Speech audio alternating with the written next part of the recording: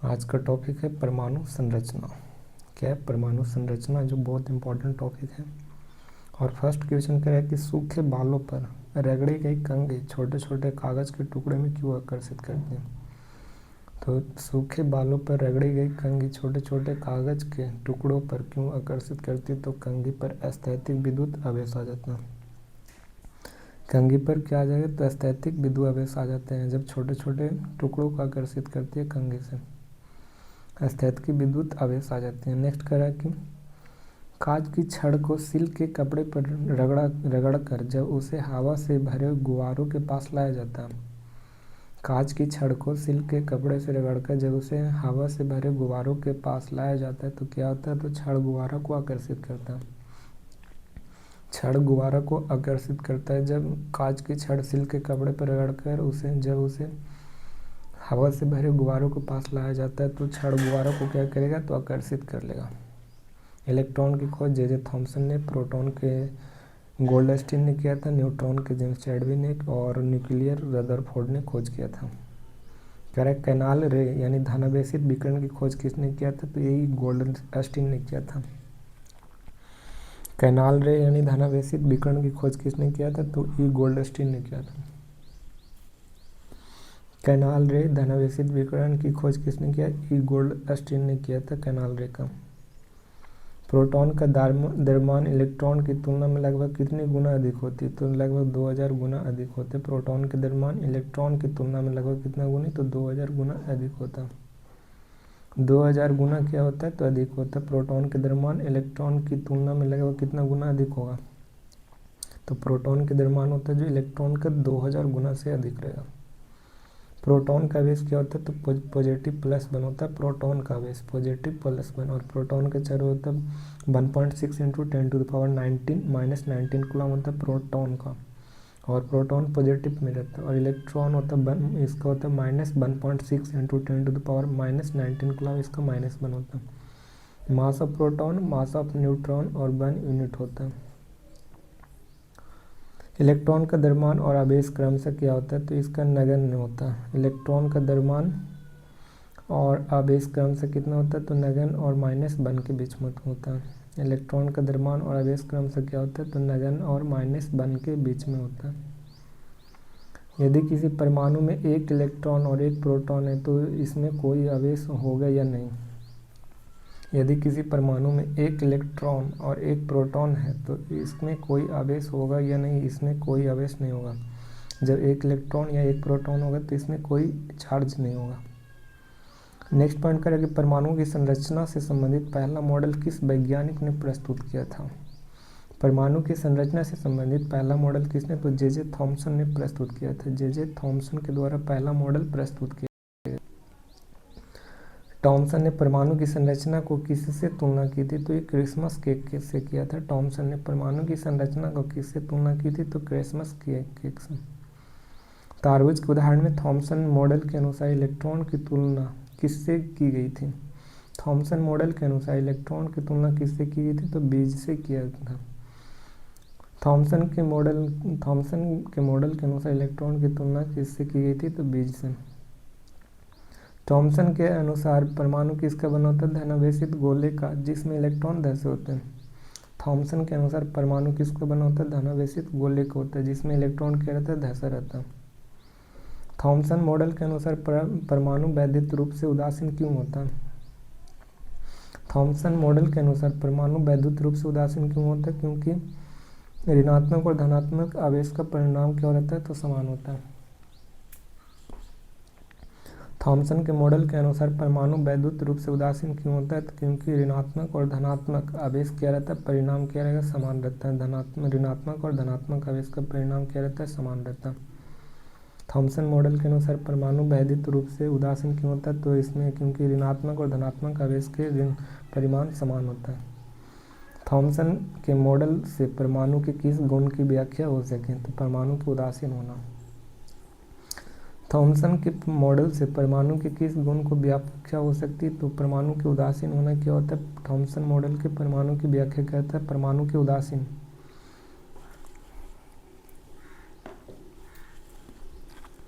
Thompson के model से परमाणु के किस गुण की व्याख्या हो सकती है? तो परमाणु का उदासीन होना। थॉमसन मॉडल के परमाणु का गुण का व्याख्या करता है परमाणु का उदासीन होना। इलेक्ट्रॉन की खोज जे थॉमसन ने किस वर्ष नोबेल पुरस्कार के प्राप्त हुआ था जे थॉमसन को? तो इलेक्ट्रॉन की खोज किए थे जे थॉमसन। इनको नोबेल प्राइज कब मिला था? तो 1906 में। 1906 में जे थॉमसन को नोबेल प्राइज मिला था। कब नोबेल प्राइज मिला था? 1906 में जे थॉमसन को। नेक्स्ट कह रहा है कि रदरफोर्ड ने इलेक्ट्रॉन की व्यवस्था जानने के लिए कौन सा प्रयोग किया था? रदरफोर्ड ने इलेक्ट्रॉन की व्यवस्था जानने के लिए कौन सा प्रयोग किया था? तो सोने की पन्नी पर अल्फा प्रकीर्णन का प्रयोग किया था। रदरफोर्ड ने इलेक्ट्रॉन की व्यवस्था जानने के लिए सोने की पन्नी पर अल्फा कणों का प्रकीर्णन का प्रयोग किया था।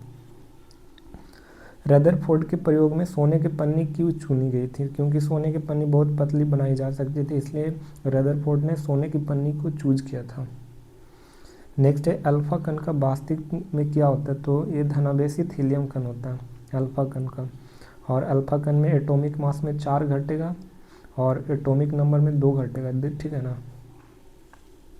और बीटा किरण में क्या होता है? तो बीटा में केवल एटॉमिक मास, बीटा भी नहीं पता, बीटा में लगभग 1 घटेगा और अल्फा में एटॉमिक मास में 4 घटेगा और एटॉमिक मास में 4 घटेगा और एटॉमिक नंबर में 2 घटेगा। अल्फा कण वास्तव में क्या होता है? तो ये धनावेशित हीलियम कण होते हैं अल्फा कण। रदरफोर्ड के प्रयोग में अल्फा कण को सोने की पन्नी पर प्रक्षेपित किया जाता है। अल्फा कणों को सोने की पन्नी पर प्रक्षेपित किया गया। ये बात क्या है? तो सही है। सोने की पन्नी बहुत पतली होती है जिसकी मोटाई लगभग 1000 परमाणुओं के बराबर होता है। तो ये भी सही है, 1000 परमाणुओं के बराबर होता है सोने की पतली, इतनी पतली होती थी। तो ये और दोनों सही हो जाएगा। करेक्ट। निम्नलिखित में से कौन सा कथन है जो रदरफोर्ड के नाभिकीय मॉडल से संबंधित है? तो रदरफोर्ड के नाभिकीय मॉडल से संबंधित तो नाभिक के आकार परमाणु की तुलना में क्या होता है? तो छोटा होता है। नाभिक का आकार है जो परमाणु की तुलना में बहुत छोटा होता है, ये रदरफोर्ड का नाभिकीय मॉडल होता है। जो नाभिक का आकार सबसे छोटा होता है परमाणु की तुलना में। परमाणु की तुलना में नाभिक का आकार क्या होगा? छोटा होगा। रदरफोर्ड के परमाणु मॉडल के अनुसार परमाणु का लगभग संपूर्ण द्रव्यमान कहाँ पाया जाता है? तो संपूर्ण द्रव्यमान कहाँ पाया जाएगा? तो नाभिक में पाया जाता है। रदरफोर्ड के परमाणु मॉडल के अनुसार परमाणु का लगभग संपूर्ण द्रव्यमान कहाँ होगा? तो नाभिक में, यानी न्यूक्लियस में होगा। रदरफोर्ड के अनुसार परमाणु का केंद्र किस प्रकार का होता है? तो ये धनावेशित होता है। न्यूक्लियस में क्या रहता है? तो पॉजिटिव प्रोटॉन रहता है और न्यूट्रॉन रहेगा और इलेक्ट्रॉन चारों पट्टी क्या रहेगा? तो ये चक्कर लगाते रहते, राउंड करते रहते इलेक्ट्रॉन। तो केंद्र में धनावेशित होता है, यानी न्यूक्लियर में होता है। रदरफोर्ड मॉडल के अनुसार इलेक्ट्रॉनिक नाभिक के चारों ओर किस प्रकार घूमते हैं? तो ये वृत्ताकार मार्ग में घूमते हैं इलेक्ट्रॉन, चारों ओर घूमते रहते हैं वृत्ताकार मार्ग में। ये अपने प्रयोगों के आधार पर रदरफोर्ड ने परमाणु का नाभिकीय मॉडल प्रस्तुत किया था। नाभिकीय मॉडल परमाणु का केंद्र धनावेशित होता है जिसे नाभिक कहा जाता है। एक परमाणु का लगभग संपूर्ण द्रव्यमान में नाभिक होता है। परमाणु का केंद्र क्या होता है? धनावेशित होता है जिसे क्या कहते हैं? नाभिक कहा जाता है। एक परमाणु का लगभग संपूर्ण द्रव्यमान नाभिक में होता है। संपूर्ण द्रव्यमान कहाँ होगा? नाभिक में। इलेक्ट्रॉन नाभिक के चारों ओर वर्तुलाकार मार्ग में चक्कर लगाते हैं। इलेक्ट्रॉन के नाभिक के चारों ओर वर्तुलाकार मार्ग में चक्कर लगाती है इलेक्ट्रॉन। नाभिक के आकार परमाणु के आकार की तुलना में बहुत कम होता है, काफ़ी कम होता है। परमाणु के नाभिक का आकार बहुत कम होता है परमाणु की तुलना में। 24 कह कि रदरफोर्ड के अनुसार इलेक्ट्रॉन के नाभिक के चारों ओर वृत्ताकार पथ पर गति करता है। तो रदरफोर्ड के अनुसार इलेक्ट्रॉन नाभिक के चारों ओर वृत्ताकार पथ पर गति करता है। रदरफोर्ड के अनुसार इलेक्ट्रॉन नाभिक के चारों ओर वृत्ताकार पथ पर गति करता है। इसका क्या हो जाएगा? तो ये ट्रू है। इलेक्ट्रॉन नाभिक के चारों ओर वृत्ताकार पथ में गतिशील आवेशित कण ऊर्जा विकसित नहीं करते। वृत्ताकार पथ में गतिशील आवेशित कण ऊर्जा विकसित नहीं करते हैं। तो ये बात गलत है। गतिशील आवेशित कण ऊर्जा विकसित नहीं करते हैं। जब मोशन में रहेगा तो ये आवेशित कोई एनर्जी को क्या करेगा? तो प्रोड्यूस करेगा। तो ये बात गलत है। ऑप्शन आर रॉन्ग है और ए सही। तो ए सही होगा और आर गलत हो जाएगा। रदरफोर्ड के परमाणु मॉडल का मुख्य कमी क्या थी? तो इलेक्ट्रॉन की स्थिति को नहीं समझ सका था। रदरफोर्ड का परमाणु मॉडल की मुख्य कमी क्या थी? तो इलेक्ट्रॉन की स्थिरता को नहीं समझ सका था। रदरफोर्ड के परमाणु मॉडल की मुख्य कमी क्या थी? तो इलेक्ट्रॉन की स्थिरता को नहीं समझ सके थे। कौन? रदरफोर्ड थे, इनका कमी था। रदरफोर्ड मॉडल के अनुसार वृत्ताकार पथ में घूमते हुए इलेक्ट्रॉन की गतिज ऊर्जा को विकसित करते हैं और अंततः नाभिक से गिरने चाहिए। अंततः कहाँ गिरते हैं? तो नाभिक में गिरने चाहिए। रदरफोर्ड के मॉडल के अनुसार वृत्ताकार पथ में घूमते हुए इलेक्ट्रॉन को क्या करते हैं? तो ऊर्जा को विकसित करते हैं और अंततः नाभिक में गिरते हैं। रदरफोर्ड के मॉडल के अनुसार वृत्ताकार पथ में घूमते हुए इलेक्ट्रॉन का ऊर्जा क्या करती है? तो विकसित करती है और अंततः कहाँ गिरेगी? नाभिक में गिरती है।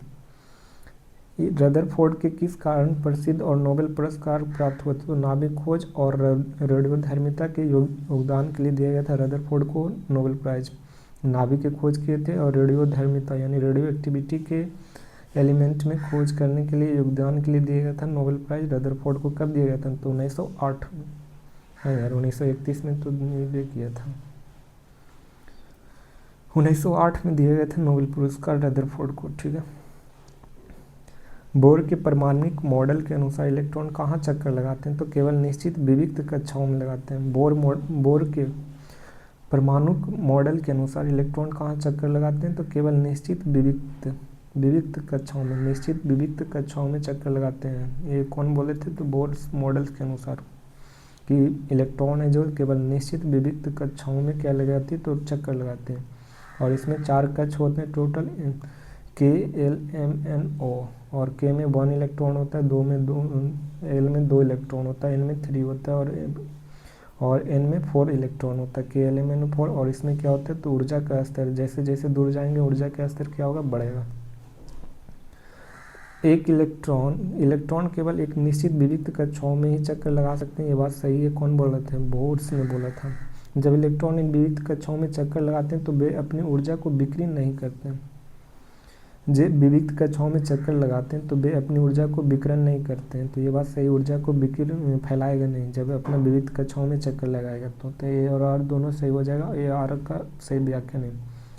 परमाणु के चौथे स्तर यानी एन को किस अक्षर के द्वारा से दर्शाया जाता है? तो चौथे अक्षर को एन को दर्शाता है, एन के द्वारा। न्यूट्रॉन की खोज किसने और कब किया था? तो जेम्स चैडविक ने कब किया था? तो 1932 में न्यूट्रॉन की खोज जेम्स चैडविक के द्वारा किया गया था। न्यूट्रॉन का आवेश कैसा होता है? तो इसका आवेश कैसा होगा? तो उदासीन होता है। न्यूट्रॉन का आवेश उदासीन होगा। और न्यूट्रॉन क्या रहता है? उदासीन रहता है। न्यूट्रॉन का द्रव्यमान लगभग किसके बराबर होता है? तो प्रोटॉन के बराबर होता है। प्रोटॉन के द्रव्यमान बराबर न्यूट्रॉन के द्रव्यमान होता है। लगभग न्यूट्रॉन के द्रव्यमान के बराबर होता है प्रोटॉन का मास होता है। करें किस तत्व के नाभिक में न्यूट्रॉन नहीं पाया जाता है? तो हाइड्रोजन में ना, हाइड्रोजन में कोई न्यूट्रॉन नहीं होता है। ठीक है। इसमें हाइड्रोजन के 3 भागों में बांटा गया है। प्रोटियम, पहला प्रोटियम, ड्यूट्रियम और ट्राइट्रियम। प्रोटियम, ड्यूट्रियम, ट्राइट्रियम, हाइड्रोजन का 3 पार्ट होता है और हाइड्रोजन में कोई नाभिक नहीं होता। ठीक है। नील्स बोर के परमाणु संरचना पर कार्य के लिए नोबेल पुरस्कार कब मिला था? तो रदरफोर्ड को तो 1908 में मिला था। और नील्स बोर को कब मिला था? तो 1922 में मिला था नील्स बोर्स को, जो परमाणु की संरचना पर कार्य किए थे नील्स बोर्स। और इनको मिला था 1922 में नोबेल प्राइज मिला था नील्स बोर्स को। नील्स बोर्स द्वारा प्रकाशित पुस्तकों में से कौन सी नहीं है? तो कौन सी नहीं? तो the theory of spectrum and atomic constitution, ये लिखा गया था नील्स बोर्स के द्वारा। The theory of spectrum and atomic constitution, atomic theory भी लिखे कौन? तो एटॉमिक थ्योरी नील्स बोर के द्वारा। द डिस्क्रिप्शन ऑफ नेचर भी लिखा गया नील्स बोर्स के द्वारा लिखा गया। The description of nature, atomic theory, the theory of spectrum and atomic constitution, ये तीनों बुक है जो नील्स बोर के द्वारा लिखा गया। The theory of spectrum and atomic constitution second book है। एटॉमिक थ्योरी थर्ड बुक है। The description of nature, the description of nature किसका है? तो नील्स बोर्स का बुक है। और द डिक्शनरी ऑफ फिजिक्स नहीं। ठीक है, तो फिजिक्स नहीं है। नील्स बोर्स का 1885 से लेकर 1962 में इनका जन्म हुआ था। 7 अक्टूबर 1885 में इनका जन्म हुआ था। इस टाइम कांग्रेस का निर्माण हुआ था इंडिया में, कोपेनहेगन में हुआ था। और 1916 में कोपेनहेगन विश्वविद्यालय में भौतिक शास्त्र के प्रोफेसर थे, कोपेनहेगन विश्वविद्यालय में 1916 में। और 1922 में उन्होंने परमाणु की संरचना पर अपने योगदान देने के लिए नोबेल पुरस्कार मिला था, परमाणु की संरचना के लिए। इनका 3 बुक था, the theory of spectra and atomic constitution और एटॉमिक थ्योरी, और तीसरा था द डिस्क्रिप्शन ऑफ नेचर। इन 3 बुक था, the theory of spectra and atomic constitution, atomic theory, the description of nature था। कहा कि परमाणु की विभिन्न कक्षाओं में इलेक्ट्रॉन का वितरण के लिए प्रस्तुत नियमों को क्या कहा जाता है, तो बोर्सबरी स्कीम कहा जाता है। परमाणु के विभिन्न कक्षाओं में इलेक्ट्रॉन के वितरण के लिए प्रस्तुत नियमों को कहा जाता है बोर्सबरी स्कीम कहा जाता है। जो इलेक्ट्रॉन के वितरण के लिए जो प्रस्तुत किए गए नियम को उसे क्या कहते हैं, बोर्सबरी स्कीम कहा जाता है, बोर्सबरी स्कीम। किसी कक्षा में उपस्थित अधिकतम इलेक्ट्रॉनों की संख्या ज्ञात करने के लिए क्या होता है, तो 2n² होता है। किसी कक्षा में अधिकतम इलेक्ट्रॉन मैक्सिमम कितने इलेक्ट्रॉन आ सकते हैं, इसका फार्मूला क्या होगा, 2n²। m कोष में अधिकतम इलेक्ट्रॉनों की संख्या कितनी होती है, तो 18 होते हैं। 2 8 8 18, ठीक है। 2 8 18 32, ये k में कितना रहेगा, तो 2 और l में 8 रहेगा, m में 18 तक रहेगा और n में 32 इलेक्ट्रॉन तक लास्ट रहेगा। सबसे बाहरी कोष में इलेक्ट्रॉनों की अधिकतम संख्या कितनी हो सकती है, तो 8 हो सकती है। बात हम कहेंगे तो 8। कह रहा कि किसी परमाणु के लिए दिए गए कोष में इलेक्ट्रॉन तब तक स्थानीय नहीं लेगा जब तक कि उससे पहले वाला भीतरी कोष में पूर्ण रूप से भर न जाए, जब तक नहीं भर जाए। कह रहा किसी परमाणु के लिए दिए गए कोषों में इलेक्ट्रॉन तब तक स्थान नहीं लेते हैं जब तक कि उससे पहले वाला भीतरी कोष पूर्ण रूप से भर न जाए। यह नियम किसका स्पष्ट, तो बोर्सबरी स्कीम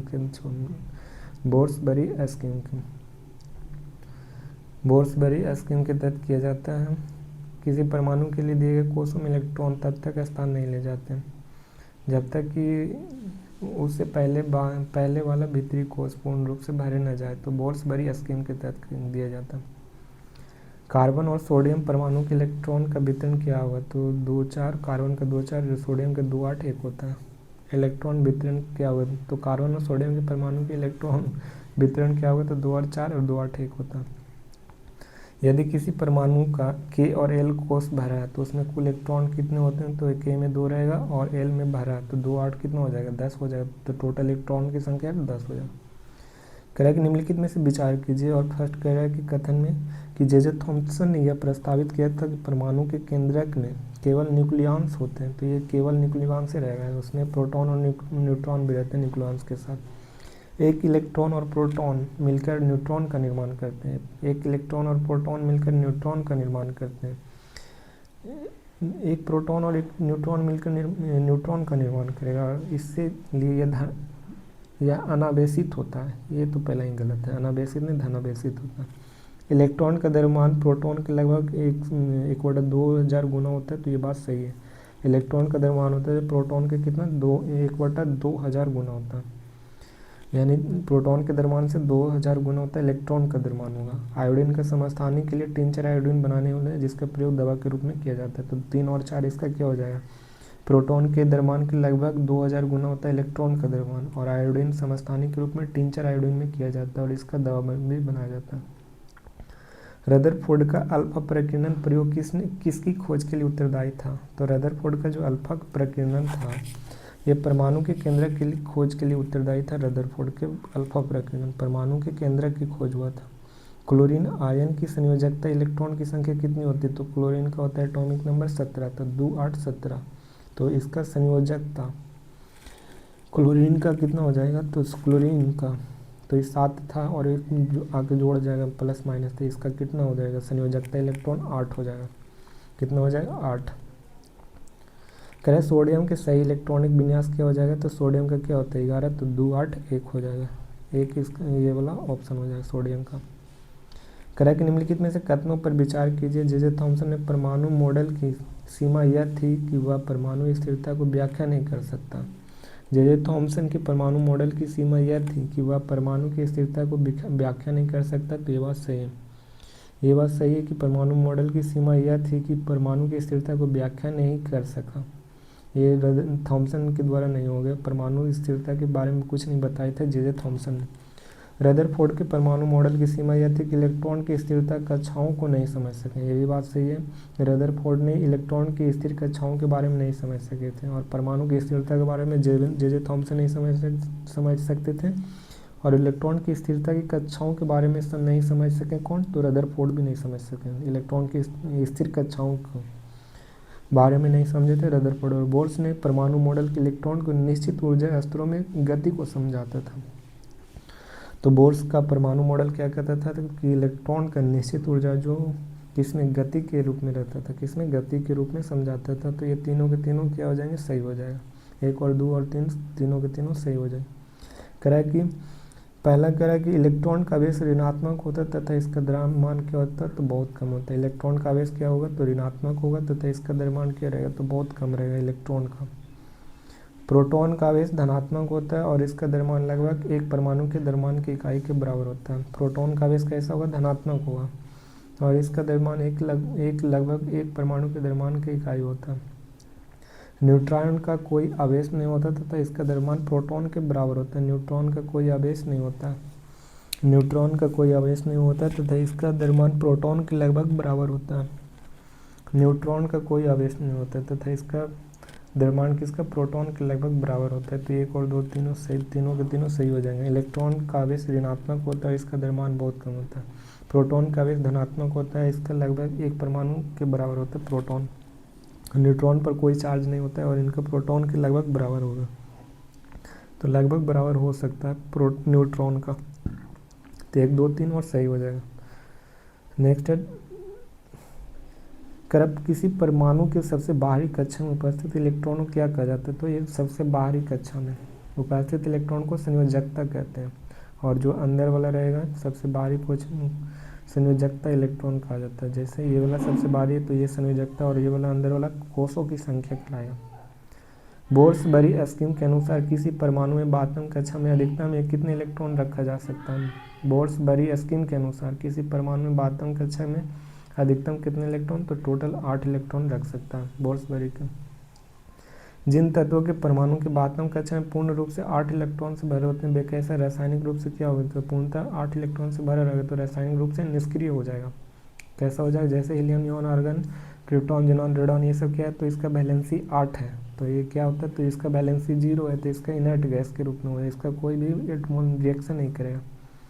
परमाणु अपने बातम कक्षा में पूर्ण रूप से भरने के लिए किस प्रक्रिया को अपनाते हैं, तो इलेक्ट्रॉन की साझेदारी करते हैं, इलेक्ट्रॉनों को ग्रहण करते हैं, इलेक्ट्रॉनों को त्याग करते हैं। तो ये साझेदारी भी करेगा, ग्रहण भी करेगा और रिजेक्ट भी करेगा, ठीक ना। तो ये 54 का डी राइट हो जाएगा। हीलियम की परमाणु में बातम कक्षा में कितने इलेक्ट्रॉन होते हैं, तो बातम कक्षा में 2 इलेक्ट्रॉन होते हैं हीलियम के। 8 इलेक्ट्रॉनों में सबसे बाहरी कक्ष को क्या कहा जाता है, तो अष्टक कहा जाता है। 8 इलेक्ट्रॉनों के बाहरी कक्ष में अष्टक कहा जाता है। हाइड्रोजन, लिथियम, सोडियम की संयोजकता क्या होगा, तो इसका बैलेंसी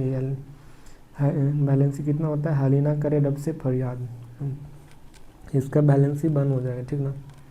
मैग्नीशियम और एल्युमिनियम का संयोजकता कितना होता है, तो मैग्नीशियम का कितना 12 होगा और एल्युमिनियम का 13, तो 2 8 2 हो जाएगा, और एल्युमिनियम का 2 8 3 हो जाएगा, तो इसका बैलेंसी यानी संयोजकता 2 और 3 हो जाएगा, 2 और 3 हो जाएगा। फ्लोरीन की संयोजकता कितना हो जाएगा, तो फ्लोरीन का कितना होगा, तो neon, fluorine, chlorine, bromine, iodine, एक सब क्या है तो नोबल गैस है, ठीक ना। यही सब नोबल गैस है और इसका बैलेंसी कितना होगा, तो इसका बैलेंसी 1 हो जाएगा। सबका बैलेंसी कितना होता है, फ्लोरीन, क्लोरीन, ब्रोमीन, आयोडीन, उनका बैलेंसी संयोजकता कितना होगा, तो 1 हो जाएगा। फ्लोरीन के लिए अष्टक प्राप्त करने के लिए सबसे आसान तरीका क्या है, तो 1 इलेक्ट्रॉन को ग्रहण करेगा। फ्लोरीन का कितना होता है, तो इसका होगा 9 इलेक्ट्रॉन होता है। फ्लोरीन का एटॉमिक नंबर 9 होता है, तो 2 और 7, तो इसका अष्टक प्राप्त करने के लिए 1 इलेक्ट्रॉन को क्या करेगा, एक्सेप्ट करेगा। और किस स्थिति में किसी तत्व को संयोजकता 0 हो जाती है, जब आतम कक्षा में कितना 8 इलेक्ट्रॉन हो, तो संयोजकता क्या हो जाएगी, 0 हो जाएगी जब आतम कक्ष में 8 इलेक्ट्रॉन होता है। परमाणु संख्या किसको दर्शाती है, परमाणु के नाभिक में प्रोटॉनों की संख्या को दर्शाती है।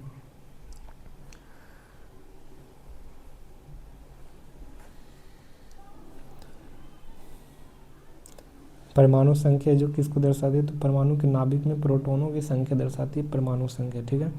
परमाणु संख्या परमाणु में नाभिक प्रोटॉनों की संख्या दर्शाती है परमाणु संख्या। करेक्ट कथन है तो कथनों पर विचार करें। परमाणु का द्रव्यमान मुख्य रूप से उसमें सीधे प्रोटॉन और न्यूट्रॉन के कारण होता है। तो परमाणु का द्रव्यमान प्रोटॉन और न्यूट्रॉन के कारण होता है, ये बात सही है। परमाणु का द्रव्यमान होता है जो प्रोटॉन और न्यूट्रॉन से मिलकर बनता है, ठीक है। प्रोटॉन और न्यूट्रॉन का सामूहिक रूप न्यूक्लियॉन कहलाता है, तो ये भी सही है। प्रोटॉन और न्यूट्रॉन का सामूहिक रूप क्या कहलाता है? न्यूक्लियॉन कहलाएगा। तीसरा कह रहा है कि परमाणु के लगभग संपूर्ण द्रव्यमान उसके नाभिक में होता है। तो परमाणु के लगभग संपूर्ण द्रव्यमान कहाँ होता है? तो नाभिक में। ये भी बात क्या है? तो नाभिक में होता है। द्रव्यमान बराबर क्या होता है? तो प्रोटॉन प्लस न्यूट्रॉन की संख्या होता है। एटॉमिक मास बराबर क्या होता है? प्रोटॉन के number of neutrons of number. तो 1 2 3 और 4 ये सब क्या सही है? तो प्रोटॉन और न्यूट्रॉन कहाँ? न्यूक्लियन में। परमाणु के सभी संपूर्ण लगभग द्रव्यमान कहाँ होगा? तो नाभिक में। और द्रव्यमान संख्या प्रोटॉन और न्यूट्रॉन की संख्या के बराबर हो जाएगा। तो 1 2 3 और 4 इसका सभी कथन क्या हो जाएगा? राइट। नेक्स्ट करें कि यदि परमाणु के 8 इलेक्ट्रॉन और न्यूट्रॉन कितना 8 प्रोटॉन है तो उसकी परमाणु संख्या कितनी हो सकती है? तो 8 इलेक्ट्रॉन या 8 प्रोटॉन है तो एटॉमिक मास बराबर क्या होता है? इलेक्ट्रॉन प्लस जो जितना भी इलेक्ट्रॉन रहता है एटॉमिक नंबर बराबर क्या होता है? Proton of number. Proton of number, ठीक ना।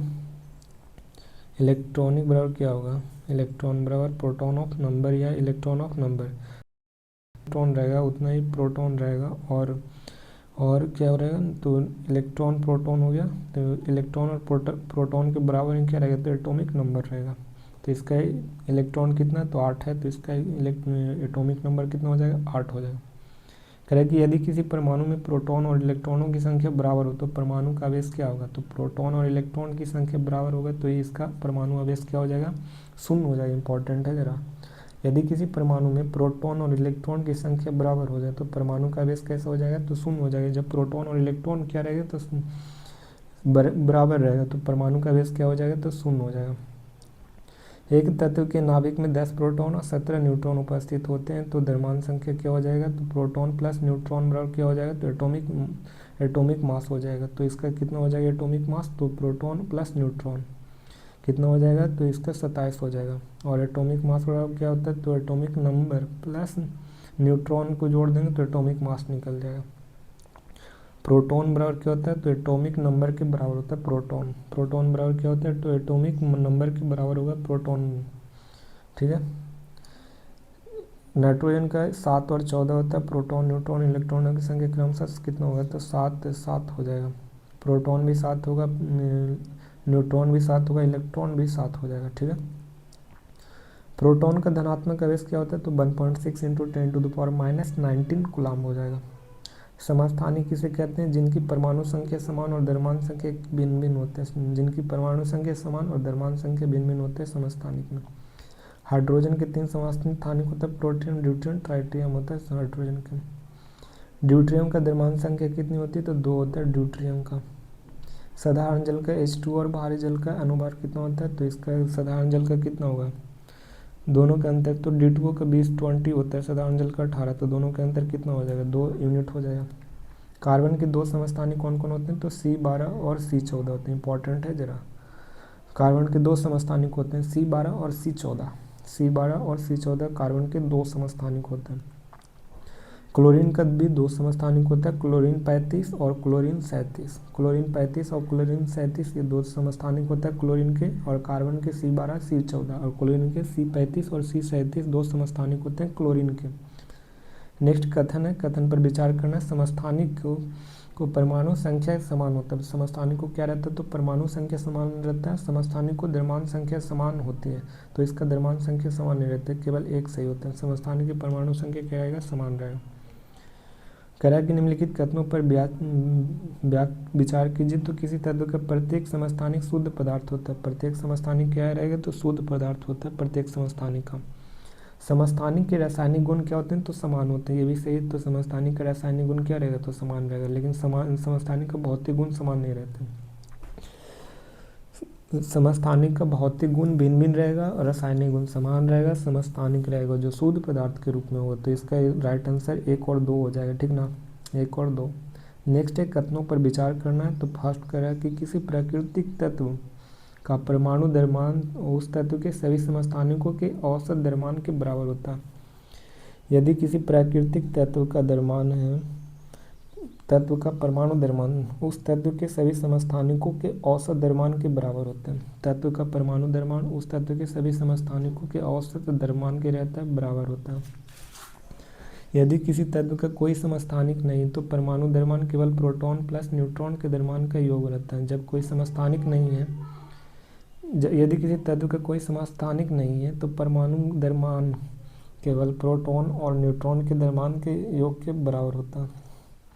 यदि किसी तत्व का कोई समस्थानिक नहीं है तो परमाणु द्रव्यमान केवल प्रोटॉन और न्यूट्रॉन के द्रव्यमान का योग से प्राप्त होता है।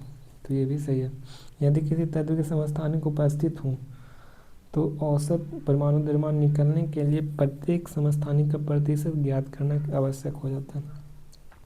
यदि किसी तत्व के समस्थानिक उपस्थित हो तो औसत परमाणु द्रव्यमान निकालने के लिए प्रत्येक समस्थानिक का प्रतिशत ज्ञात करना क्या हो जाता है, तो आवश्यक हो जाता है। तो किसी तत्व का परमाणु द्रव्यमान उस तत्व के सभी समस्थानिक के औसत द्रव्यमान के बराबर हो जाएगा। तो ये बात तो सही है। पर तत्व का परमाणु द्रव्यमान उस सभी समस्थानिक के औसत द्रव्यमान के बराबर हो जाता है। सभी तत्व के सभी समस्थानिक के औसत द्रव्यमान के बराबर हो जाए। यदि कोई तत्व कोई समस्थानिक नहीं है तो उसका परमाणु द्रव्यमान केवल प्रोटॉन और न्यूट्रॉन के द्रव्यमान के बराबर हो जाएगा। समस्थानिक नहीं हुआ तो द्रव्यमान के केवल प्रोटॉन और न्यूट्रॉन के बराबर हो जाएगा। तो ये भी सही है। और यदि किसी तत्व का समस्थानिक उपस्थित है तो औसत परमाणु द्रव्यमान निकालने के लिए प्रत्येक समस्थानिक का प्रतिशत ज्ञात करना होगा। तो औसत द्रव्यमान क्या है, समस्थानिक उपस्थित रहेगा तो औसत द्रव्यमान निकालने के लिए प्रत्येक स्थिति में क्या करेंगे, तो समस्थानिक का परसेंटेज निकाल देंगे। तो एक और दो तीन और सही हो जाता है, तीनों का तन सही हो जाएगा। कह रहा ब्रोमीन परमाणु के दो समस्थानिक होते हैं, एक ब्रोमीन 3579 और दूसरा होता है 3581। 3579 दो ब्रोमीन का दो समस्थानिक होते हैं। ब्रोमीन का परमाणु औसत द्रव्यमान कितना होगा, तो ब्रोमीन का औसत द्रव्यमान कितना हो जाएगा, तो 79 है। इसका परसेंटेज कितना है, तो 79 गुने 49%। और दूसरा कितना है, 81 गुने 50%। तो इसका निकालेंगे परसेंटेज तो कितना आ जाएगा, 79.9% आ जाता है संपूर्ण द्रव्यमान। ब्रोमीन का औसत एवरेज कितना हो जाएगा, तो 79.9 यूनिट आ जाएगा। कह रहा है कि एक तत्व का परमाणु द्रव्यमान कितना है, 16.2 यूनिट है और इसका समस्थानिक कितना 8 और 16 और 8 और 18। तो इनका परसेंटेज निकालना, तो इसका परसेंटेज निकालेंगे तो 16.8 है टोटल का, और इसका 16.x/100 और इसका कितना हो जाएगा 18, और इसका 18 इंटू 100 माइनस एक्स तो निकालेंगे तो कितना आ जाएगा, तो इसका परसेंटेज निकालेंगे तो टोटल 90% आ जाएगा। तो एक 90% हो जाएगा, दूसरा 10% आ जाएगा, दो समस्थानिक रहेगा। तो नेक्स्ट पर चलो। कह रहा है कि यदि किसी तत्व का एटॉमिक नंबर 3 है तो उनकी संयोजकता क्या होगी। एटॉमिक नंबर 3 होगी तो संयोजकता 1 होगा और ये लिथियम हो जाएगा। एक तत्व के समस्थानिक में होता है न्यूट्रॉन की अलग अलग संख्या होता है। एक समस्थानिक में क्या होगा, तो समस्थानिक में न्यूट्रॉन की अलग अलग संख्या हो जाएगा। निम्नलिखित में से कथनों पर विचार करना है। फर्स्ट कथन कह रहा है कि यूरेनियम एक समस्थानिक का उपयोग परमाणु भट्टी के ईंधन के रूप में किया जाता है। तो ये सही बात है, यूरेनियम का समस्थानिक का प्रयोग परमाणु एटॉमिक रिएक्टर में किया जाता है। सेकेंड कह रहा है कैंसर का उपचार होता है कोबाल्ट के समस्थानिक के लिए किया जाता है। ये भी सही है। घेंगा रोग के आयोडीन के समस्थानिक का उपयोग करती है, तो ये भी सही। तो एक और दो और तीन, तीनों के तीनों क्या हो जाएंगे, सही। संभारित तत्वों की कौन सी विशेषता है, तो द्रव्यमान संख्या समान होता है लेकिन परमाणु संख्या क्या रहते हैं, भिन्न रहते हैं। संभारित तत्वों की कौन सी विशेषता सही है, तो द्रव्यमान संख्या क्या रहते हैं, तो समान होते हैं और लेकिन परमाणु संख्या भिन्न रहते हैं। संभारित का द्रव्यमान संख्या सेम रहेगा लेकिन परमाणु संख्या भिन्न होते हैं। संभारित तत्वों की कौन सी विशेषता सही होता है, तो द्रव्यमान संख्या समान होता है लेकिन परमाणु संख्या क्या रहेगा, तो भिन्न रहता है। संभारित का द्रव्यमान संख्या समान रहेगा लेकिन परमाणु संख्या भिन्न होगा। कैल्शियम और आर्गन की द्रव्यमान संख्या 40 होता है और इन्हें किस श्रेणी में रखा जाता है, तो इसका श्रेणी रखा जाता है, तो इसका क्या है, तो द्रव्यमान संख्या 40 है दोनों का, तो ये संभारित हो जाएगा। एटॉमिक मास बराबर, तो संभारित। कह रहा है कि निम्नलिखित में कौन सा मैग्नीशियम परमाणु में इलेक्ट्रॉन का वितरण सही प्रदर्शित करता है, तो मैग्नीशियम का एटॉमिक नंबर 12, तो 2 8 2, तो ये सही हो जाएगा। ऑप्शन बी इसका राइट हो जाएगा। कह रहा है रदरफोर्ड का अल्फा प्रकीर्णन का प्रयोग परिणाम स्वरूप खोजा गया था, तो ये परमाणु के नाभिक में खोजा गया था। अल्फा प्रकीर्णन रदरफोर्ड ने किए थे। कह रहा है कि एक तत्व एक्स के इलेक्ट्रॉन की संख्या 15 और न्यूट्रॉन की संख्या 16 है, तो उसका क्या गुण होता है, एटॉमिक नंबर कितना हो जाएगा, एटॉमिक नंबर 15, और एटॉमिक मास क्या है, तो दोनों को प्रोटॉन प्लस न्यूट्रॉन को योग करके क्या निकल जाएगा, एटॉमिक मास निकलेगा, तो 15 प्लस 16 कितना हो जाएगा, 31, तो इसका कितना होगा, 131/15 हो जाएगा। तो इसका राइट आंसर ऑप्शन है। डाल्टन के परमाणु सिद्धांत के सफलतापूर्वक समझाया था, एक था डाल्टन के परमाणु सिद्धांत द्रव्यमान संरक्षण पर, स्थिर अनुपात के नियम पर और गुणित अनुपात के नियम पर। रेडियो एक्टिविटी का नियम नहीं दिया, ये दिया था हेनरी बेकलर ने दिया था। तो द्रव्यमान संरक्षण डाल्टन ने दिया था, स्थिर अनुपात का नियम डाल्टन ने दिया था, और गुणित अनुपात का नियम भी डाल्टन ने दिए थे। तो 1, 2 और 4 इसका राइट आंसर हो जाएगा। 1, 2 और 4 इसका क्या राइट आंसर, ऑप्शन डी हो जाएगा। रदरफोर्ड के नाभिकीय प्रतिरूप के संबंध में कौन सा कथन सही हो जाए, तो नाभिक में धनावेशित माना जाता है, तो ये बात सही है। नाभिक में प्रोटॉन और न्यूट्रॉन रहते हैं, लेकिन न्यूट्रॉन उदासीन रहता है, प्रोटॉन पॉजिटिव रहती है, तो नाभिक में धनावेशित कह सकते हैं, बोल सकते हैं। लेकिन परमाणु किया है कि अल्फा कण और हाइड्रोजन के परमाणु से क्या होती है, 4 गुना होती है, तो अल्फा कण हाइड्रोजन के परमाणु से 4 गुना हो जाएगा। नहीं, ये गलत है, 4 गुना नहीं होती। सौर परिवार में की तुलना की जा सकती है, नाभिक की धनावेशित जो सौर परिवार से तुलना किया जा सकता है। थॉमसन मॉडल की सहमति दर्शाता है, तो ये सहमति नहीं था, ठीक ना। तो 1 और 3 इसका राइट आंसर हो जाएगा, ऑप्शन ये 1 और 3 इसका राइट हो जाएगा। कह रहा है एक तत्व के निम्नलिखित में से कौन सा विकल्प हो जाएगा, तो परमाणु संख्या वर्ग क्या होता है, प्रोटॉन की संख्या, परमाणु संख्या वर्ग क्या होता है, प्रोटॉन की संख्या प्लस प्रोटॉन की संख्या माइनस इलेक्ट्रॉन की संख्या हो जाएगा। प्रोटॉन की संख्या माइनस इलेक्ट्रॉन की संख्या होता है परमाणु संख्या।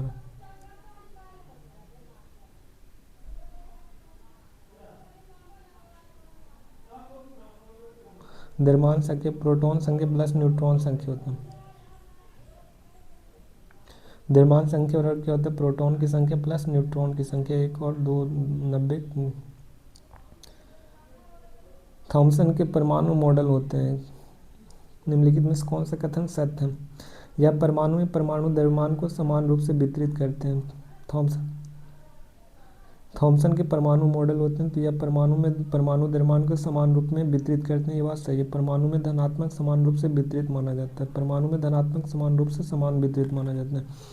धन आवेशित गोले में इलेक्ट्रॉन का वितरण समान रूप से होता है, धन आवेशित गोले में इलेक्ट्रॉन का वितरण समान रूप से होता है। तो 1 और 2 और 3 सही हो जाते हैं। थॉमसन के परमाणु मॉडल हेतु कथन को चुनना है, तो यह पहला कथन करा, यह परमाणु द्रव्यमान को समान रूप से वितरित करते हैं, परमाणु में धनात्मक समान रूप से वितरित होती है, धन आवेशित गोले में इलेक्ट्रॉन का वितरण समान रूप से होते हैं। तो 1, 2 और 3 इसका सही हो जाएगा। रदरफोर्ड का अल्फा प्रकीर्णन के प्रयोग दर्शाया था किसने, तो नाभिक में परमाणु के द्रव्यमान और धनावेशित केंद्रित रहता है। अल्फा प्रकीर्णन का प्रयोग दर्शाता है कौन, तो नाभिक में परमाणु का द्रव्यमान और धनावेशित केंद्रित होता है और परमाणु का अधिकांश स्थान रिक्त होता है। रदरफोर्ड के अल्फा प्रकीर्णन प्रयोग ने नाभिक के परमाणु का द्रव्यमान धनावेशित केंद्रित रहता है और परमाणु के अधिकांश स्थान रिक्त रहता है।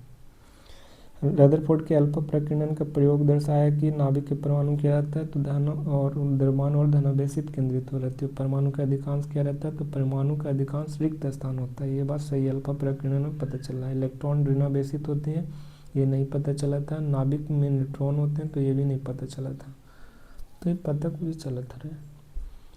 रदरफोर्ड के अल्फा प्रयोग में दर्शाया गया है, तो रदरफोर्ड में क्या होता है, तो इलेक्ट्रॉन नेगेटिव है, ये भी नहीं दर्शाया गया। न्यूट्रॉन नाभिक में होता है, ये भी नहीं दर्शाया गया। नाभिक में परमाणु के द्रव्यमान और धनावेशित केंद्रित होती है, अब परमाणु का अधिकांश भाग क्या होता है, रिक्त होता है। तो 2 और 4 दर्शाया गया, ठीक ना। एक तत्व के आयन 3 धन आवेश हैं और परमाणु के द्रव्यमान 27 है और न्यूट्रॉन की संख्या 14 है, तो आयनों की कुल इलेक्ट्रॉनों की संख्या कितनी हो जाएगी, तो आयनों की कुल संख्या कितना हो जाएगा, तो 3 धन आवेश है, तो ये 14। इसका तो एटॉमिक नंबर निकालना है ना, तो प्रोटॉन माइनस न्यूट्रॉन की संख्या घटाएंगे तो क्या हो जाएगा, तो न्यूट्रॉन प्रोटॉन में से न्यूट्रॉन की संख्या घटाएंगे तो 13, और 13 में से जो धन आवेश है 3 को घटाएंगे तो कितना आ जाएगा, 10। तो इसका एटॉमिक नंबर कितना आ जाएगा, तो इलेक्ट्रॉन की संख्या 10 हो जाएगा। देखो एटॉमिक मास बराबर क्या होता है, एटॉमिक नंबर प्लस न्यूट्रॉन की नंबर। एटॉमिक मास बराबर क्या होता है, तो atomic number plus neutron number होता है, तो एटॉमिक मास कितना 27, और एटॉमिक नंबर कितना दिया है तो नहीं दिया गया, और न्यूट्रॉन दिया गया तो घटेगा तो 13, और इस पर प्रोटॉन पर कितना 3 धनावेश है, तो 3 धनावेश रहेगा तो घटेगा, तो 13 में से -3 करेंगे तो कितना आ जाएगा 10, तो ये 10 हो गया। तो इसका राइट आंसर ऑप्शन बी हो जाएगा। कह रहा है कि एथिल एथोनोइट, एथिल जो CH3COO2H5, एथिल एथोनोइट का एक नमूने में दो ऑक्सीजन परमाणुओं में इलेक्ट्रॉन की संख्या समान है परंतु न्यूट्रॉन की संख्या भिन्न भिन्न है। इलेक्ट्रॉनों की संख्या समान है परंतु न्यूट्रॉनों की संख्या भिन्न भिन्न है। इसके लिए निम्नलिखित में से कौन सा कारक होता है, तो दोनों ऑक्सीजन परमाणु समस्थानिक होते हैं। एथिल एथोनोएट के एक नमूने में दो ऑक्सीजन परमाणु इलेक्ट्रॉन की संख्या समान होते हैं परंतु न्यूट्रॉनों की संख्या भिन्न भिन्न होते हैं, तो दोनों ऑक्सीजन परमाणु के क्या रहते हैं, तो समस्थानिक होते हैं दोनों ऑक्सीजन का। एक संयोजकता वाले तत्व होते हैं धातु या धातु होते हैं, जो एक संयोजकता वाले तत्व होते हैं धातु या धातु। परमाणु का प्रथम मॉडल देने वाले नाम का था उसका जे थॉमसन था, परमाणु के प्रथम मॉडल दिया था। 3 प्रोटॉन और 4 प्रोटॉन की युक्त संयोजकता कितना हो जाएगा, तो इसका बैलेंसी कितना होगा, 3 प्रोटॉन है तो प्रोटॉन के बराबर क्या हो जाएगा, तो एटॉमिक नंबर, तो एटॉमिक नंबर कितना है 3, तो इसका संयोजकता बैलेंसी कितना हो जाएगा 1 हो जाएगा। एल्युमिनियम के एक परमाणु में इलेक्ट्रॉनों का वितरण होता है, तो एल्युमिनियम का एटॉमिक नंबर 13, तो 2 8 3, इसका इलेक्ट्रॉनों की संख्या कितना हो जाएगा, तो 2 8 3 हो जाएगा। निम्नलिखित में से कौन सा कथन सर्वदा नहीं है, तो एक परमाणु में इलेक्ट्रॉन और प्रोटॉन की संख्या क्या होती है, तो सर्वदा नहीं होगा, तो इलेक्ट्रॉन और प्रोटॉन की संख्या समान होती है। सर्वदा सही है, तो इलेक्ट्रॉन और प्रोटॉन की संख्या क्या रहेगा, तो समान रहता है एक परमाणु में, और एक परमाणु इलेक्ट्रॉन और न्यूट्रॉन की संख्या समान नहीं होगा, प्रोटॉन और न्यूट्रॉन की संख्या समान नहीं होता। इलेक्ट्रॉन प्रोटॉन और न्यूट्रॉन की संख्या समान नहीं तो कभी उद्भव नहीं करते। इलेक्ट्रॉन और प्रोटॉन की संख्या क्या रहेगा, तो सेम रहता है हमेशा एक एटॉमिक में। परमाणु मॉडलों के समय के साथ सुधार होता रहा है। निम्नलिखित में से परमाणु मॉडलों के कलानुक्रम अनुसार व्यवस्थित कीजिए, तो व्यवस्थित करना है तो करो व्यवस्थित। पहला करा रदरफोर्ड का मॉडल था, सबसे पहले कौन आया था, तो रदरफोर्ड का मॉडल आया था, सबसे पहले कौन आया था, तो रदरफोर्ड का नहीं, पहले थॉमसन मॉडल आया था जिसे प्लंक पुडिंग मॉडल कहा गया। तो यार मॉडलों के कलानुक्रम में व्यवस्थित करना है, तो आंसर उल्टा पुल्टा दिखाई दे रहा है। 2 1 पहले थॉमसन मॉडल आया था, ठीक है, थॉमसन मॉडल के बाद कौन आया था, रदरफोर्ड मॉडल और रदरफोर्ड के मॉडल के बाद क्या था, बोल्ट्स मॉडल आया था। पहले थॉमसन मॉडल आया था, फिर रदरफोर्ड मॉडल आया था, फिर बोल्ट्स मॉडल आया था। थॉमसन मॉडल के बाद रदरफोर्ड इसी के साथ क्या होता है, एटॉमिक संरचना समाप्त। Atomic acid base and salt इसका टॉपिक है, अम्ल क्षारक एवं लवण है। टोटल MCQ 150 खत्म हो जाता आज। कथन फर्स्ट करें कि अम्ल नीले लिटमस को लाल कर देता है, तो ये बात सही है, अम्ल नीले लिटमस को क्या करता है, लाल करता है। क्षारक है जो लाल लिटमस को नीला कर देता है, तो ये भी सही है। एक और दोनों कथन क्या हो जाएंगे, सही हो जाएंगे। करा कि हल्दी एक प्राकृतिक सूचक है और मिथाइल ऑरेंज और फिनेप्थिलीन ये सब संश्लेषित सूचक है, तो ये बात दोनों के दोनों सही हो जाएगा। हल्दी एक प्राकृतिक सूचक है, मिथाइल ऑरेंज और फिनेप्थिलीन क्या है, तो संश्लेषित सूचक हो जाएंगे। अम्ल और क्षारक की पहचान केवल लिटमस से ही की जा सकती है, तो कथन एक, अम्ल और क्षार की पहचान केवल लिटमस से ही किया जा सकता है, तो ये क्या हो जाएगा, तो कथन एक। अम्ल और क्षार की पहचान केवल लिटमस से ही की जा सकती है, तो कथन एक गलत है, अम्ल और क्षार केवल लिटमस ही होगा। बहुत सारा फिनेप्थिलीन और मिथाइल ऑरेंज का प्रयोग केवल अम्ल क्षार जांच के लिए किया जाता है। फिनेप्थिलीन और मिथाइल ऑरेंज का प्रयोग अम्ल क्षार की जांच में किया जाता है। फिनेप्थिलीन और मिथाइल ऑरेंज का प्रयोग अम्ल क्षार की जांच में किया जा सकता है, तो ये दूसरा सही हो जाएगा और पहला क्या हो जाएगा, गलत हो जाएगा। फिनेप्थिलीन और मिथाइल ऑरेंज का प्रयोग अम्ल क्षार की जांच के लिए किया जाता है। अम्ल और क्षार पहचान केवल लिटमस से ही किया जा सकता है, ये बात गलत है। तो फिनेप्थिलीन और मिथाइल ऑरेंज का प्रयोग अम्ल क्षार की जांच में किया जा सकता है, तो कथन एक गलत, कथन 2 सही। लिटमस विलयन किसे प्राप्त किया जाता है, तो लाइकेन से प्राप्त होता है लिटमस का विलयन। जब लिटमस विलयन न तो अम्लीय होता है ना ही क्षारीय होता है, तो उसका रंग कैसा होगा, तो लिटमस विलयन न तो अम्लीय होगा ना ही क्षारीय होगा, तो उसका रंग बैंगनी हो जाएगा। लिटमस विलयन जब न तो अम्लीय हो ना तो क्षारीय हो, तो उसका कलर कैसा, बैंगनी हो जाएगा। करा निम्नलिखित में से कौन से प्राकृतिक सूचक के उदाहरण है? तो लाल पत्ता गोभी, हल्दी, ये सब प्राकृतिक सूचक हैं। हाइड्रेंजिया और पेटोनिया, हाइड्रेंजिया और पेटोनिया क्या है? तो प्राकृतिक सूचक है। जेरानियम का फूल, जेरानियम का फूलों की पंखुड़ियाँ क्या है? तो ये भी प्राकृतिक सूचक है। तो उपयुक्त में से सभी ऑप्शन डी हो जाए। आपको 3 प्रश्नावलियाँ दी गई है जिसमें क्रमशः आश्रित जल है, या आश्रित जल यानी उदासीन जल होता है, अम्लीय विलयन और क्षारीय विलयन है। यदि आपके पास केवल लाल लिटमस पत्र है तो आप इन्हें कैसे पहचानेंगे? यदि आपके पास केवल कौन सा लाल लिटमस पत्र है तो इसे कैसे पहचानेगा? तो आश्रित जल में लाल लिटमस को लाल ही रखेगा। आश्रित जल क्या करेगा? तो नो चेंजिंग, कोई चेंज नहीं करेगा, लाल है तो लाल ही रखेगा। और क्षारीय नीला कर देगा, और क्षारीय में क्या कर देगा? नीला करेगा। और अम्लीय पर कोई असर नहीं होता है। आश्रित जल लाल लिटमस को कैसे करेगा? तो लाल ही रखेगा। और क्षारीय क्या कर देगा? तो नीला कर देता है। आश्रित जल है जो क्षारीयों को नीला कर देगा, और अम्लियों का कोई असर नहीं पड़ता अम्लीय पर आश्रित जल का। तो ऑप्शन सी इसका राइट हो जाएगा। किसे गंधीय ओल्फैक्टरी सूचक में कहा जाता है? तो वे पदार्थ जिनका गंध अम्लीय और क्षारीय माध्यम में बदल जाते हैं उसे ओल्फैक्टरी सूचक है। वे पदार्थ जिनकी गंध अम्लीय क्षारीय माध्यम में बदल जाती है उसे ओल्फैक्टरी सूचक कहा जाता है। निम्नलिखित में से किसका उपयोग गंधीय सूचक के रूप में किया जा सकता है? तो प्याज के रस, लौंग के तेल और वेनिला, ये सब क्या है? तो ओल्फैक्टरी सूचक गंधीय सूचक है। नेक्स्ट कह रहा है कि जिंक, पहला कह रहा है कि जिंक के टुकड़ों पर तनी सल्फ्यूरिक अम्ल डालने से हाइड्रोजन गैस उत्पन्न होती है। तो जिंक के टुकड़ा पर सल्फ्यूरिक एसिड को डालेंगे तो हाइड्रोजन गैस क्या होगा? तो प्रोड्यूस होगा। तो ये बात सही है, जिंक के टुकड़ा पर सल्फ्यूरिक एसिड डालेंगे तो हाइड्रोजन गैस मुक्त हो जाएगा। नेक्स्ट दूसरा कह रहा है कि हाइड्रोजन गैस को साबुन के विलयन से प्रभावित करने पर बुलबुले होते हैं। तो हाइड्रोजन गैस से ये भी सही कर रहा है कि हाइड्रोजन गैस है जो साबुन के विलयन से प्रवाहित करने पर, साबुन के विलयन से प्रवाहित कराएंगे तो हाइड्रोजन गैस को तो बुलबुला निकलेगा। ठीक है। हाइड्रोजन गैस जलती हुई मोमबत्ती के पास ले जाने पर फटफट की आवाज़ की ध्वनि देता है। तो ये भी सही है, जब जल रहा है मोमबत्ती वहाँ पे हाइड्रोजन गैस को ले जाएंगे तो कैसे आवाज़ देगा? फटफट यानी पटाखा के जैसे आवाज़ करेगा। यदि यही प्रयोग अन्य अम्लों जैसे HCl, HNO3 और मिथाइल अल्कोहल के साथ अभिक्रिया किया जाता है। ये बात सही है। यही सब प्रयोग किसका? HCl, HNO3 और CH3 मिथाइल अल्कोहल के साथ करेगा तो इसका सभी के सभी कथन क्या हो जाएंगे? सही हो जाएगा। ये प्रयोग है, प्रश्नावली दिया गया, फटफट हाइड्रोजन के ले जाएंगे तो फटफट करेगा मोमबत्ती के सामने, और साबुन के विलय किया जाता है तो बुलबुला के हाइड्रोजन गैस इस पर डालेंगे तो झाग में क्या? तो हाइड्रोजन गैस निकलेगा। और ये क्या? तो ये क्या है? तो हाइड्रोजन के बुलबुले हैं।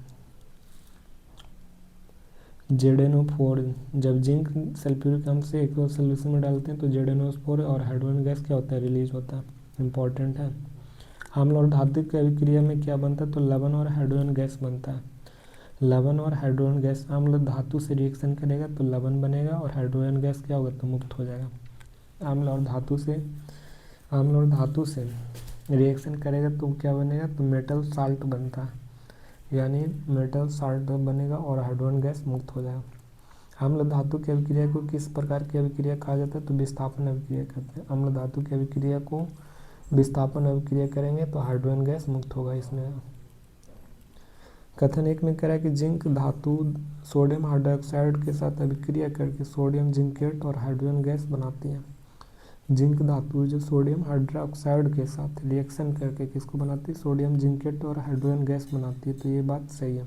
जिंक धातु जो सोडियम हाइड्रोक्साइड के साथ रिएक्शन करेगा तो सोडियम जिंकेट और हाइड्रोजन गैस बनाती है। और जिंक है जो क्षारों के साथ अभिक्रिया नहीं करेगा, तो ये भी गलत है। जिंक है जो क्षारों के साथ अभिक्रिया नहीं करेगा। तो सोडियम हाइड्रोक्साइड जिंक के साथ रिएक्शन करेगा तो sodium zincate plus hydrogen gas क्या करेगा? तो रिलीज करता है। ठीक है। तो इसका राइट आंसर ऑप्शन ए हो जाएगा।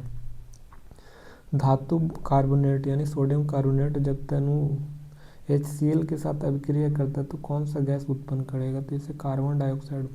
धातु कार्बोनेट या धातु हाइड्रोजन कार्बोनेट जब अम्ल के साथ रिएक्शन करेगा तो लवण देगा, कार्बन डाइऑक्साइड गैस भी देगा और हाइड्रोजन H2O जल भी देगा।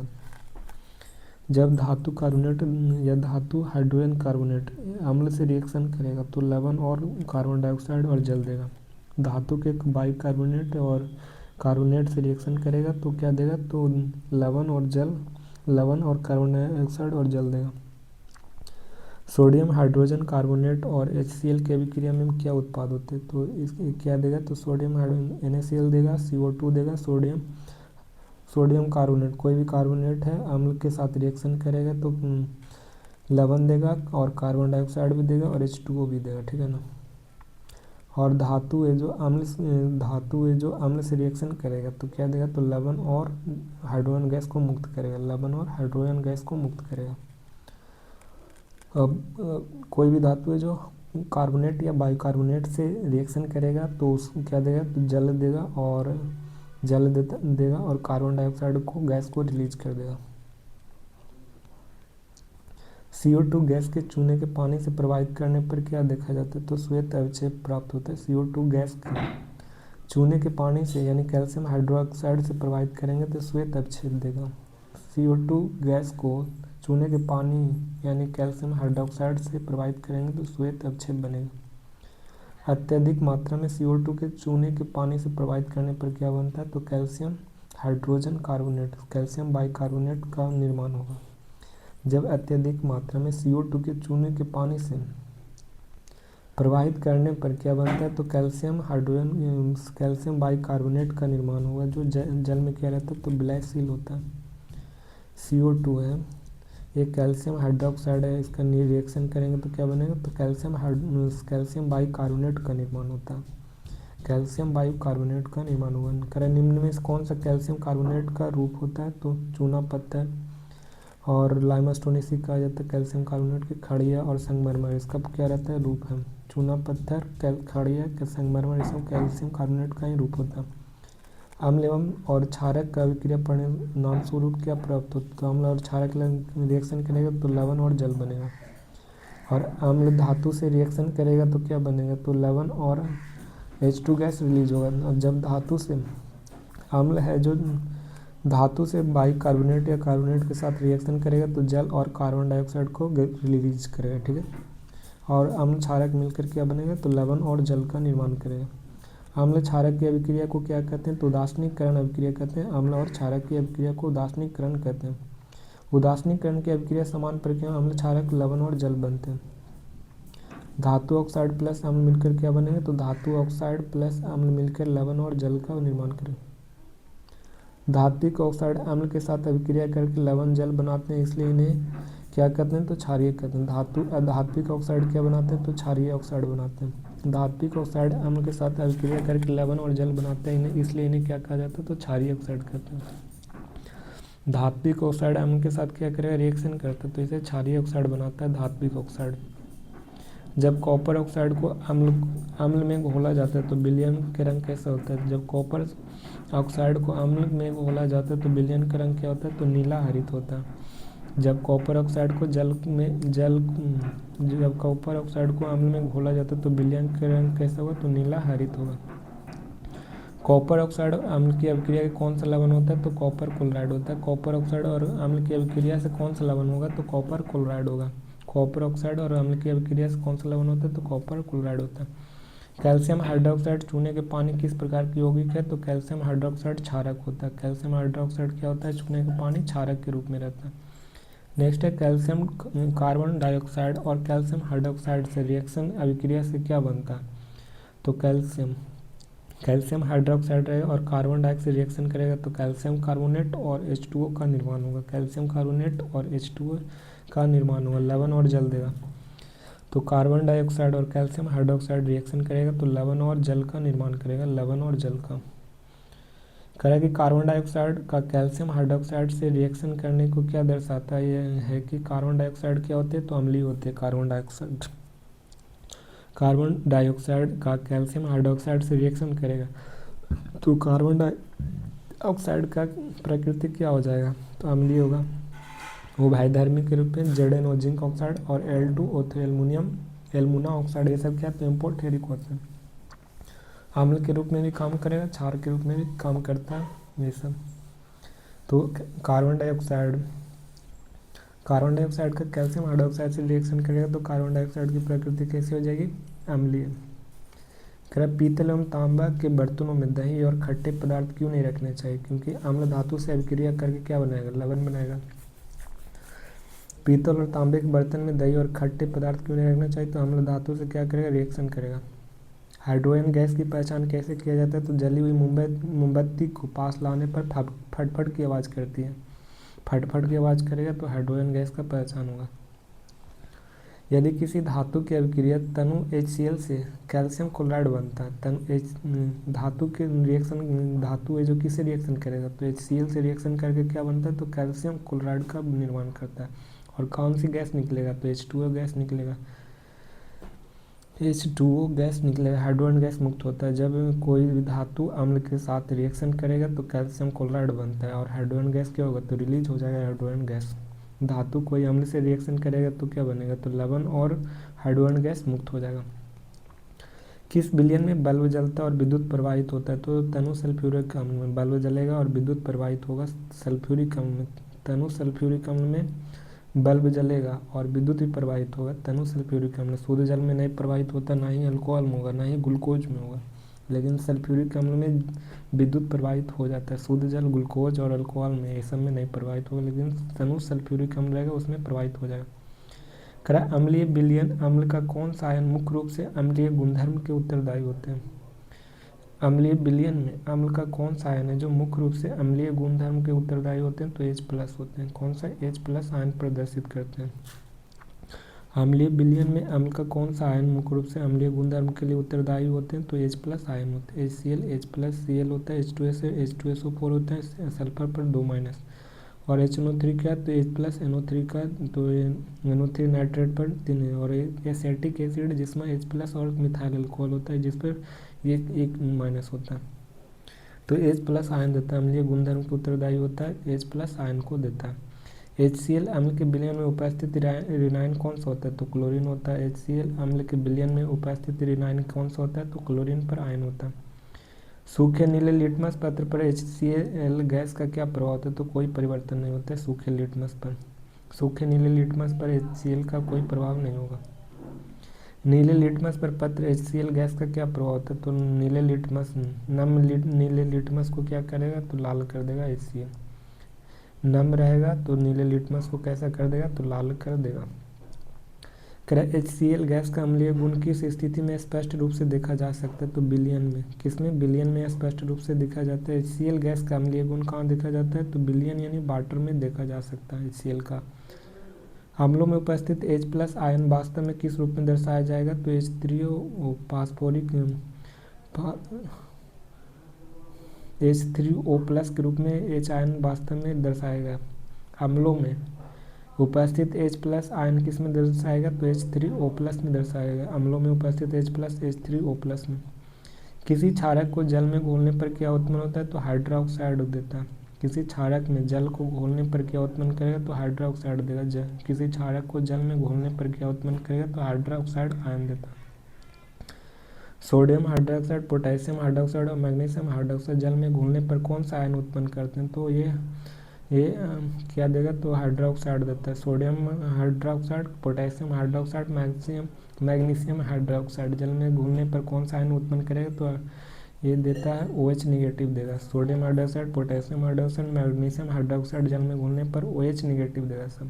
सब क्या देगा, तो OH निगेटिव आयन देगा। और NaOH और पोटेशियम, NaOH और KOH क्या, तो ये सब प्रबल क्षार होते हैं, NaOH और KOH। जल में घुलनशील क्षारक को क्या कहते हैं, क्षार कहते हैं। जल में घुलनशील क्षारक जल में हाइड्रोक्साइड आयन क्षारक जल में हाइड्रोक्साइड आयन उत्पन्न करते हैं। जल में घुलनशील को क्षारक को क्या कहते हैं, जल में घुलनशील क्षारक को क्षार कहते हैं।